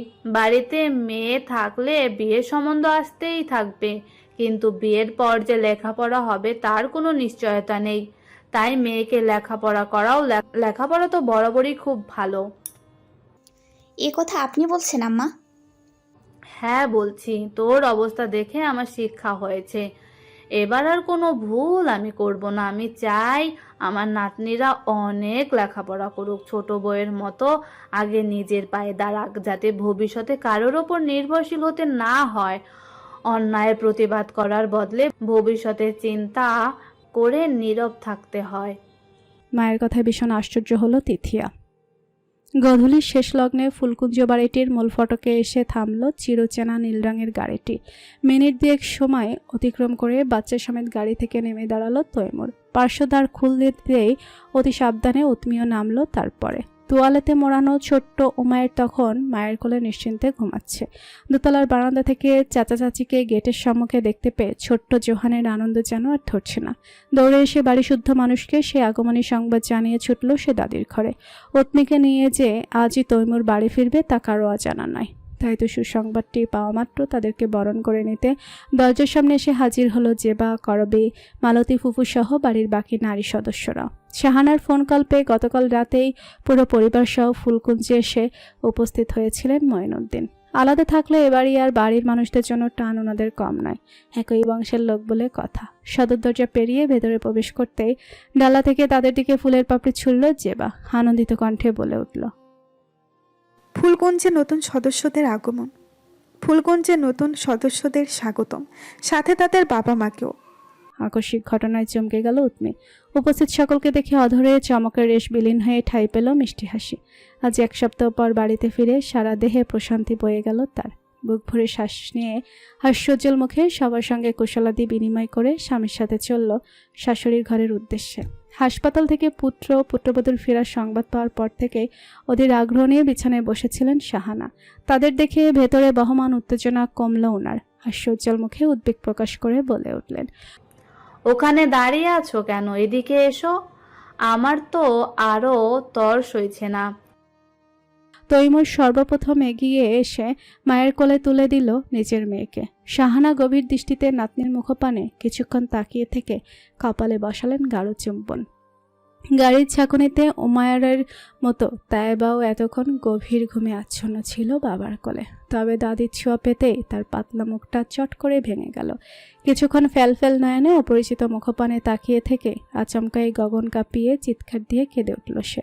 নাতনির কান্নায় হকচকিয়ে গেলেন শাহানা। অভিজ্ঞতা অনুযায়ী কান্না থামানোর সকল প্রচেষ্টাই তিনি করলেন, কিন্তু ব্যর্থ হলেন। এতগুলো বছরও যা হয়নি তাই আজ হলো। যিনি ছোট বাচ্চা সামলাতে এক্সপার্ট, ওনার কোলেই কিনা এই প্রথম কেঁদে উঠল নিজেরই নাতনি। মুখ ভার করে ছেলের উদ্দেশ্যে বললেন, তোমার মেয়ে বোধ হয় দাদিকে ঠিক পছন্দ হয়নি। চোখ মেলে কিভাবে কেঁদে দিল দেখলি? ওকে নিয়ে এবার আমার নাতনিকে কোলে দাও তো দেখি বৌমা। শাশুড়ির কোল থেকে ক্রন্দনরত তায়েবাকে নিজের কোলে তুলে নিয়ে কান্না থামানোর জন্য সারা গা জুড়ে হাঁটতে লাগলো জেবা। উৎমে এসে উমায়েরকে এবার শাহানার কোলে দিয়ে বিছানার একপাশে বসলো। দাঁড়িয়ে থাকতে তার ভীষণ কষ্ট হয়। কদিন আগেই তো অপারেশন হলো। তলপেটের ক্ষতটা এখনও শুকায়নি। ঘরের ভেতরে এত এত মহিলাদের ভিড়ে অপ্রস্তুত বোধ করায় তৈমুর আপাতত প্রস্থান করেছে সেখান থেকে। শাহানা নাতির দিকে তাকিয়ে উচ্ছ্বাস নিয়ে বলে উঠল, মাশাআল্লাহ, তোরাগের প্রথম ছেলে হওয়ায় এবার আমার একটা নাতনির শখ ছিল, কিন্তু নাতি নাতনি দুটো একসাথে পেয়ে যাব তা তো আল্লাহ আমার কল্পনার বাইরে ছিল। তোমার ভাগ্য কিন্তু সত্যি খুব ভালো বলতে হয় বৌমা। আল্লাহ আমার বংশ রক্ষা করেছেন, তাই তোমার আর তোমার মেয়ের জন্য আমি উপহার রেখে দিয়েছি। উপহার? প্রশ্ন করল উৎমি। শাহানা মাথা নাড়ালেন। বোনের কান্নায় উমারের ঘুমটাও এতক্ষণে ভেঙে গিয়েছে। তবে ছেলেটা বোনের মতো অপরিচিত মুখ দেখে কাঁদল না, বরং মুখে বুড়ো আঙুল দেখিয়ে দৃষ্টি ঘুরিয়ে ঘুরিয়ে সবাইকে দেখতে লাগলো। শাহানা এক হাতে উমায়েরকে আগলে রেখে অপর হাতে বালিশের নিচ থেকে বের করলেন একটি চাবির গোছা। বড় পুত্রবধূর উদ্দেশ্যে বললেন, চাবিটা ধরো। এই লকারের ভেতরে সোনার রঙের একটা বক্স আছে, নিয়ে এসো তো সেটা। তায়াবাকে উৎমির কোলে দিয়ে বাধ্য বইয়ের মতো চাবির গোছা নিয়ে লকার থেকে সে সোনালি রঙের বাক্সটা বের করে শাশুড়ির হাতে তুলে দিল জেবা। শাহানার মুখে আজ প্রশান্তির ছাপ সুস্পষ্ট। এত খুশি তিনি ঠিক করে কবে হয়েছিলেন তা যেন ওনার যার ছেলেদের পক্ষেও বলা মুশকিল। বাক্সটি খুলতেই তাতে আরও 3টে বিভিন্ন সাইজের গহনার বাক্স দেখা মিলল। তার মধ্যে থেকে একটা ছোট বাক্স খুলে তিনি বের করলেন অত্যন্ত সুন্দর ছোট ছোট সোনার এক জোড়া চুড়ি। নাতনির দুহাতে সেই চুড়ি পরিয়ে দিতে দিতে শাহানা বললেন, ওরে জন্মানোর পর এমনই এক জোড়া চুড়ি দিয়ে আমি আর তোমার শ্বশুরে মিলে ওর মুখ দেখেছিলাম। গয়নার দোকানে গিয়ে পছন্দ হয়েছিল বিধায় শখের বশে অনেক আগেই কিনে এনেছিলাম। আর কয়েক বছর পর আবার জন্মালো মিলি, তখন নাতনির মুখ দেখবো, তাও খালি হাতে, দেওয়ার মতো কোনো উপহার ছিল না। তাই ওর সময় চুড়ি বানানোর জন্য আবারও আমাকে ছুটতে হলো। ওরিকে দিয়েছিলাম, কিন্তু মিলিকে না দিলে কি আর হয়? আরো অনেক কিছু ভেবে একেবারে 3 জোড়া বানিয়ে আনলাম। 1 জোড়া মিলিকে দিলাম আর বাকি 2 জোড়া রেখেছিলাম তুরাক আর তৈমুরের জন্য। ভেবেছিলাম ওদের যখন মেয়ে হবে এদেরকে উপহার হিসাবে এটা দিব। বাচ্চাদের হাতে এগুলো বেশি মানায়। আর এটা হচ্ছে তৈমুরের মেয়ের ভাগের চুড়ি। শ্রবণ আলী পর্যন্ত কথাগুলো প্রবেশ করলেও বিপরীতে কোনো প্রতিক্রিয়া দেখালো না উৎমি। সে তাকিয়ে আছে নিজের মেয়ের দিকে, তাই এবার কান্না থেমে গিয়েছে। চুড়ি পরিয়ে দিতেই হাত নাড়িয়ে নাড়িয়ে তা মনোযোগ দিয়ে দেখছে সে। চুড়িতে লাগানো ঝুনঝুনি ঝিনঝিনি শব্দে দাঁথিন জলে খিলখিলিয়ে হাসছে। শাহানা অবশিষ্ট চুড়ির বাক্সটা জেবের হাতে তুলে দিয়ে বললেন, এটা তোমার কাছে আপাতত রেখে দাও। মেয়ে যদি হয় তাহলে তাকে পরিয়ে দিও, আর না হলে আমার মতো নাতনিদের দিয়ে দিও। বলেই হাসলেন শাহানা। তারপর আরো 2টো গহনার বাক্স খুলে বের করলেন সোনার মোটা একটি চেন আর 1 জোড়া বালা। এবার উৎমির দিকে তাকিয়ে সেসব দেখিয়ে বললেন, এটা বালা দুটো। এই বালা দুটো তোমার শ্বশুর আমায় উপহার দিয়ে দিয়েছিল। তিনি মরে যাওয়ার পর এসব আর কখনোই পরা হয়নি। সেখানে স্বামী বেঁচে নেই, সেখানে গয়না পরে আর কি লাভ? তাই এসব এখন তোমারই। হাত দুটো দাও দেখি এদিকে। দ্বিমত না করে হাত বাড়িয়ে দিল উৎমি। শাহানা তার বাম হাতে চুড়ি পরিয়ে দিতে গিয়ে থামলেন, বললেন, একসাথে 2 ধরনের দুটো বালা মানাবে না, এগুলো বরং খুলে ফেলি। কথাটা যেন আটকে উঠল উৎমি। 2 হাতে পরিহিত বালা দুটো বিশেষ এবং প্রথম বৈবাহিক রাতে তৈমুর উদাহরণস্বরূপ তার হাতে পরিয়ে দিয়েছিল। সেদিনের পর থেকে এক মুহূর্তের জন্য বালাজোড়া হাতছাড়া করেনি উৎমি। এমনকি অপারেশনের সময় নার্স তার অজান্তে খুলে নিলেও জ্ঞান ফেরার পরে এ নিয়ে কম ঝামেলাও সে করেনি। অথচ এখন কিনা শাশুড়ির কথায় খুলে ফেলবে? কখনোই না। আমতা করে বলল, থাক, তবে ওইগুলো না হয় আমি বিশেষ বিশেষ দিনে পরবো আম্মা। আপাতত আপনার স্মৃতি হিসেবেই থাকুক। জোর করলেন না শাহানা। গলায় চেনটা পরিয়ে দিয়ে বালাজোড়া বাক্সবন্দি করে তার হাতে তুলে দিলেন। আজ তিনি খুবই খুশি। একসঙ্গে 2 নাতনির দাদি হয়েছেন। খুশি না হয়ে পারা যায়? শাশুড়ি থেকে বিদায় নিয়ে অতি কষ্টে সিঁড়ির ধাপ পেরিয়ে নিজেদের কক্ষে চলে এলো উৎমি। চাপানো দরজা মেলে ভেতরে প্রবেশ করতে অবাক হলো ভীষণ। ঘরের কারুকার্যের পালংটির বদল ঘটে যেখানে ঠাঁই পেয়েছে নতুন এবং তার থেকেও কিছুটা বড় একটি পালঙ্ক। তার পাশে সেন্টার টেবিলের উপর রাখা বাচ্চাদের ফিডার, বেবি মিল্কের কৌটা, ডাইপার সহ প্রয়োজনীয় আরও অনেক কিছু। পালঙ্কের সাথে মেলানো 2 সুন্দর সুন্দর দোলনা। তাকে ঠায় দাঁড়িয়ে থাকতে দেখে মিটিমিটি হাসলো জেবা। ওমারকে দোলনায় শুয়ে দিয়ে এগিয়ে এসে উৎমির কোল থেকে তায়েবাকে নিয়ে অপর আরেকটি দোলনায় শুয়ে দিল। বলল, ওদের আপাতত শুধু মাতৃদগ্ধ পান করাতে হবে। এসব গুঁড়ো দুধ খাওয়াতে দেরি আছে। এখন বরং ওরা ঘুমাক, তুমি এই সুযোগে ফ্রেশ হয়ে নাও। পাকামো করে আবার এই রাতে গোসল করতে চেও না। খাবার আমি ঘরে দিয়ে যাচ্ছি, খেয়ে বিশ্রাম নেবে। আচ্ছা, কিন্তু এসব এসব কে করেছে? ঘরের চেহারা তো একেবারে বদলে গিয়েছে। কে আবার? তোমার গুণধর স্বামী করেছেন। তৈমুর সাহেব? হ্যাঁ, 2 দিন আগেই খাট বদলেছে। জিজ্ঞেস করতেই জানালেন বাচ্চা সমেত বাচ্চাদের মায়ের নাকি এই খাটে ঘুমাতে অসুবিধা হবে, কারণ ওটা তো ডাবল বেড ছিল। আর এই দোলনা থেকে শুরু করে ওদের জন্য পোশাক আশাক এবং বাচ্চাদের জন্য যা যা লাগে সব তোমার ভাসুরকে সঙ্গে নিয়ে গিয়ে কিনে এনে আমাদেরকে দিয়ে গুছিয়ে রেখেছে, যাতে তার বউকে কষ্ট করে বিছানা থেকে নামাতে না হয়। কি স্বামী পেলে উৎমি! আমি তো এতগুলো বছর প্রেম করে প্রেমিকাকে বিয়ে করেও এমন ভালোবাসা যত্ন পাইনি। জোহানের সময় তোমার ভাসুরকে বলে বলে এগুলো আনাতে হয়েছে। সত্যি তোমার ভাগ্যটা ভালো, না হলে কি আর স্বামী হিসেবে আমার দেবরকে পেতে?